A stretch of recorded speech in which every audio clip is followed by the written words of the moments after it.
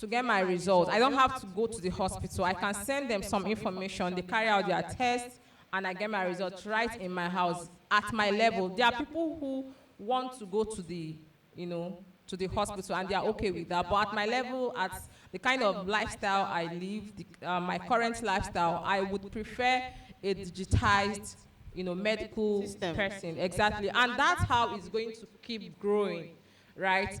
There are going to be more people, even more people that are more digitized than me in the next 20 years, because the technology is ever growing, ever evolving. So always think of a way to leverage tech in what you're doing. You're still very young and you still have a long ways to go. You still have a whole bright future ahead of you. So just know that technology is good when put in the right direction, and it can always make a whole lot of difference. Yeah. All right. Thank you. A round of applause for her, please. Your thoughts now, Shedrack. Okay, thank you. I would just like to give a perspective around the first intention for most of this innovation, digital transformation, the internet and the likes, is to solve human problem.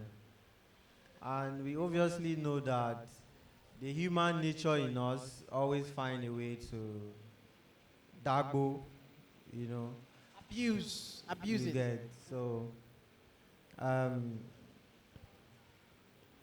at 2018 or so, I used to manage an edtech company that offered school management solution to K-12 schools. I mean, primary, secondary, and all that.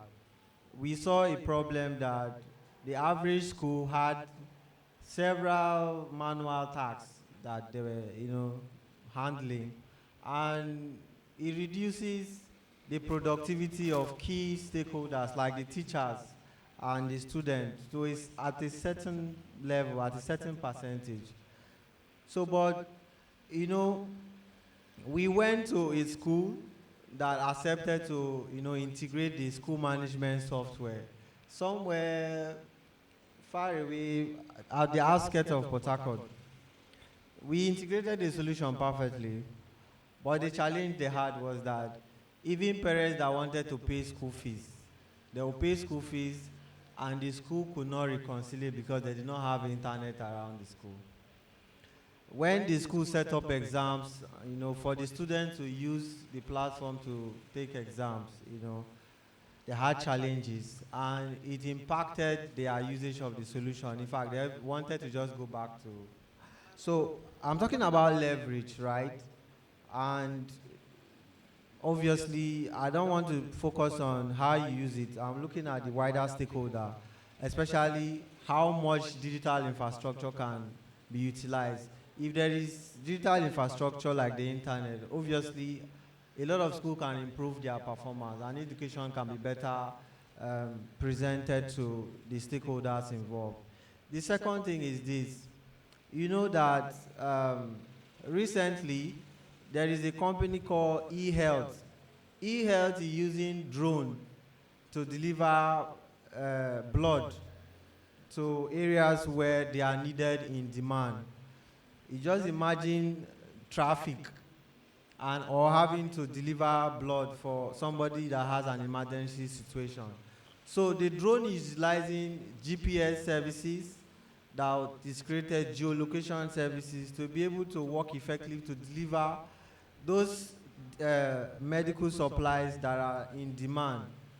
But trust me, that same drone can be used to drop a bomb here. So you see the two different use cases. So you can use it for good, you can as well use it for bad. So, but the focus I would like to just tap in, not necessarily on the conversation about leverage, is the fact that I want us to advocate for us to build infrastructures that are indigenous, that can help us solve our problem, but also enable us protect ourselves, especially in the area of safety and security. Let me give a case study. If you are using Facebook, the truth is that majority of your data, they are not stored in Nigeria. they are not stored in Nigeria. They are not even stored in Africa. There are only a few companies who are, I think recently, who are building or leveraging data centers that are in Africa, and there are also data centers in Nigeria, I think in Abuja, in Lagos. So what that means is that they are offering you services, but all your data, they are not even in Nigeria that you are using it. Some of our government systems that are utilized to offer you services and solutions, a chunk of them, they are not resident in Nigeria. So it poses a lot of security threat. So imagine all your NIN data saved in a database in like Europe or America. You are messed up if they want to, if the government or any attack can happen leveraging those people. So my focus is advocacy to make sure that even if we are working on infrastructures that people can leverage, we produce infrastructures that are indigenous, that whatever we are building here, we also have our interests protected. So I think All that. right. A round of applause for him, please. Thank you so much. Now, let's wrap up now with the AI ethicist. Kingsley, I have a question for you. Can you hear me? Very well, I can hear you. Okay. Thank you so much for your presentation once again. And I'm wondering, a lot of us are looking to become influencers. Am I correct? Do we have people looking to become influencers? And currency of influencers is visibility. You are not visible. Who is going to bring the gigs? Am I saying your mind? So, how can we strike the balance between putting yourself out there as an influencer to be visible enough for you to get the gigs, and also being ethical enough to protect yourself and not give out too much of it? Is there a balance? First of all, that's the first question. And how can we achieve it? Okay, please confirm if you can hear me. Can you hear me? Loud and clear. Okay, so the truth is, let's be factual. Noise is the game of the internet. The loudest person wins the game, right? So there is no way you can actually, want to be seen, want to be visible without, without sharing some of the data. But this is what you need to know. You need to separate between your career and your personal life.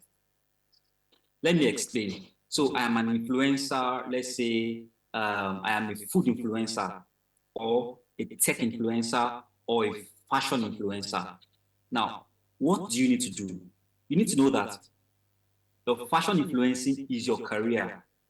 And on social media, putting yourself out would mean putting out things that relate to your career. So you would not see a fashion influencer and you are posting how you went to probably an eatery or something that has nothing to do with your career. You are putting it out there. Or probably your sister, your aunt just have a first baby, and you are posting like, what is the relationship between your career and your aunt's baby?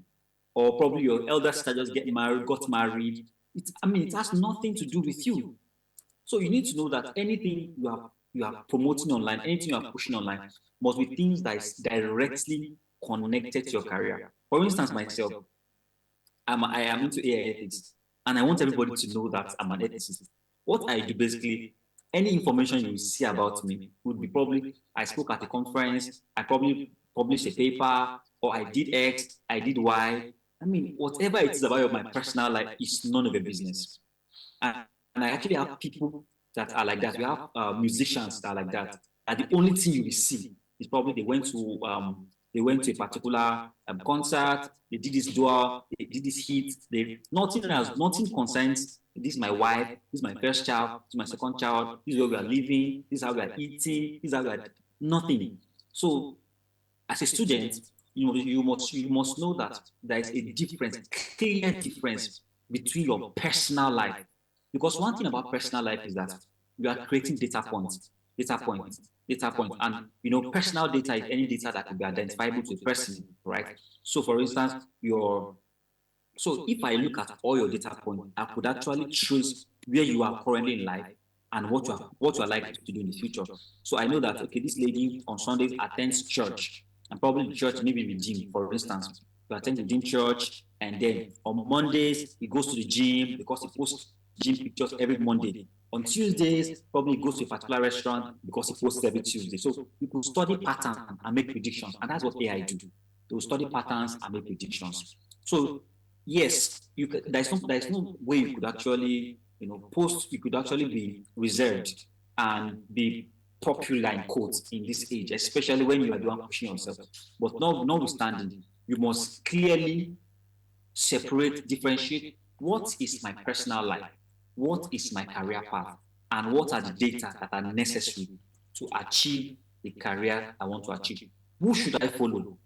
Right? What should I like? Because what you like online also contributes to your data points. So you're always liking a particular comedy, you're always liking a particular lifestyle, you're always following, liking, commenting. All those things are data points. So you must be sure that you are minimizing your data point. You can watch something without actually liking it, right? So minimize your data points, minimize how traceable and trackable you are. And I think that way you'll be able to minimize your footprint online. Just my thoughts, actually.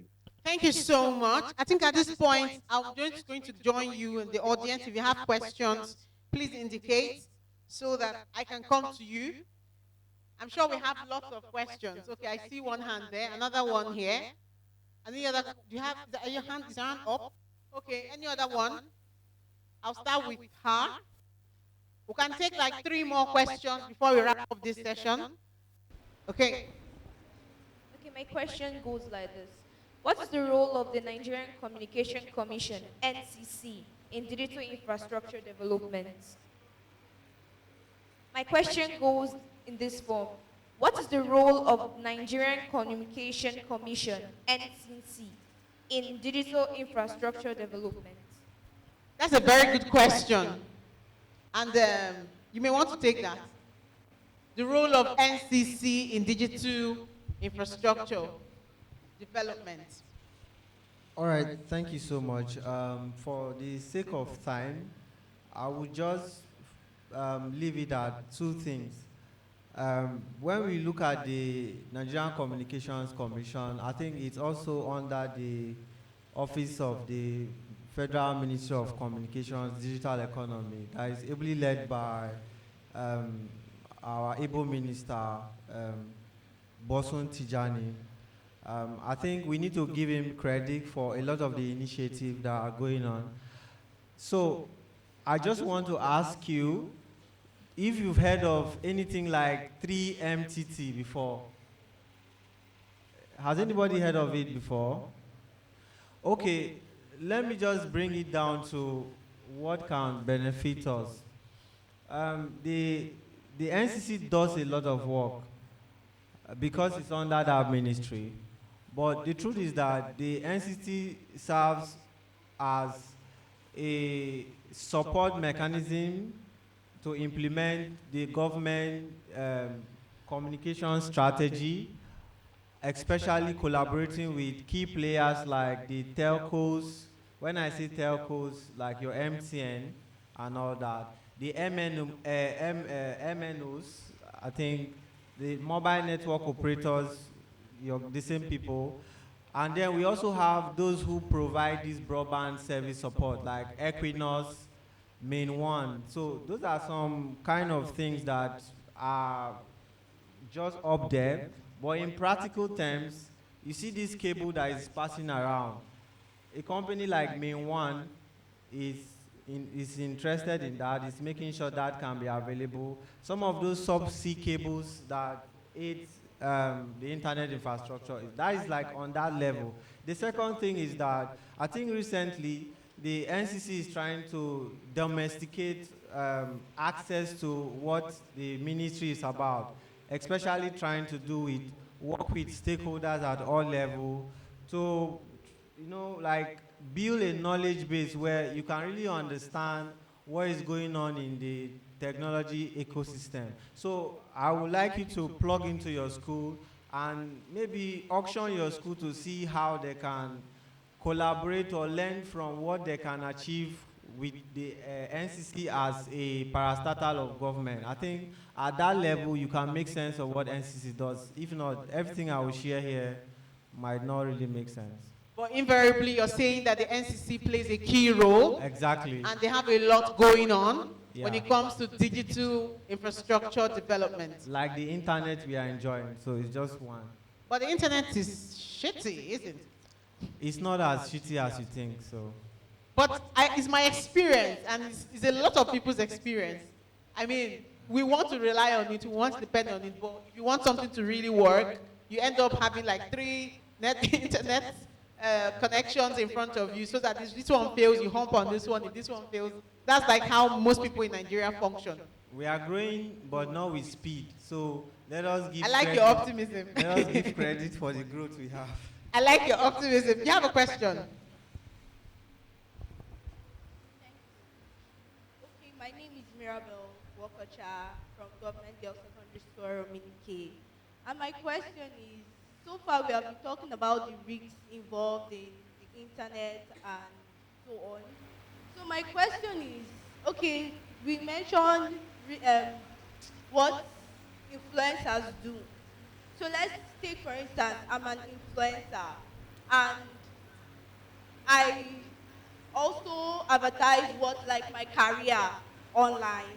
And even most of our musicians, you notice, you know how many children they have, people follow up your life because you are famous or because you are popular, something like that. So the question is it that it's dangerous or people should not follow you, or because, okay, I'm popular, I'm at this risk because I'm popular, or I'm under this risk because I'm an influencer? Zoria, you want to take that? Okay, so I knew someone was going to ask that question. So, just know that every career has hazards, right? If you're working in, if you're a construction worker, there are hazards associated with those kind of jobs. So when it comes to, can you hear me? When it comes to social media, career related to social media, just know that so one of the hazards is privacy, breach of privacy. People would want to get into your privacy to know how you're faring, not because they care about you, but because they want to, probably make money off your, because if I know where Davido is going to be tomorrow, and I post about it, there are people who want to connect with Davido that would need that information, and people who are even willing to pay money to access those kind of information. Now, there are also bad people who are looking for Davido. As you have enemies, you have village people, right? So there are people who are looking for you to also harm you. And that's why we say be careful about what you post online. Not necessarily because those things are bad, but those are basically data points to be able to trick you easily, right? So if I know that you're going to be eating at Kilimanjaro, tomorrow by 12 p.m. and I know that you have 12 million naira in your car, it means if I'm an armed robber, I'll be thinking of how to get close to you to get that money, right? If I'm into pornography, right? Pornography is bad, but it's something that you should be aware of, even though you shouldn't be looking at it, right? So if I'm into the pornography business and I know that you'll be taking your bath by 2 p.m. and I can get your nude videos, it's big money for me, right? At that point, I don't care what you would lose. I'm thinking about the money I'm getting. So that's why we say be careful about what you post. Only post the things that you are able to handle. There are people who consciously post about them in their naked state. They don't care. They're able to handle that. But there are people that, if they hear that, oh, your nudes are going to be leaked, they will faint, and some of them might even pass out. There are people who cannot take it. So only post things that you know you can handle. I don't know if that makes sense. So that's that. My name is Chimobi Brian Abo. I'm a student of Stepping Stone Educational Center. And my question is, if you're doing an assignment in an educational site and they ask you to put your email so that you'll be able to be asking them questions, is it safe to put your email? Shadrach? Yeah, it's safe to put your email address, right? Email address, nobody can harm you with your email address. So there are sensitive information like your credit card, your NIN number? you know, those kind of things that people can easily identify you with. Those are the things you should be careful before you post, right? Did that answer your question? Okay, on that note, I want to say a very big thank you to everyone that was part of this session. And honestly, passing thoughts for me is back to the internet and improving the internet. Like you said, the Ministry of Communication and Digital Economy, I follow their activities to an extent. And I must say that there's a lot going on when it comes to improving how we work. I like that you're optimistic, and I'm queuing into that optimism to say that I look forward to an era of internet connection where even people in the rural areas can access the internet and leverage it ethically, Kingsley, right? Ethically, in a way that is safe, in a way that we move forward and experience actual and true digital transformation. Thank you, everyone. So thank you, Kingsley, for joining us online. Thank you, Gloria. And then thank you, Shadrach.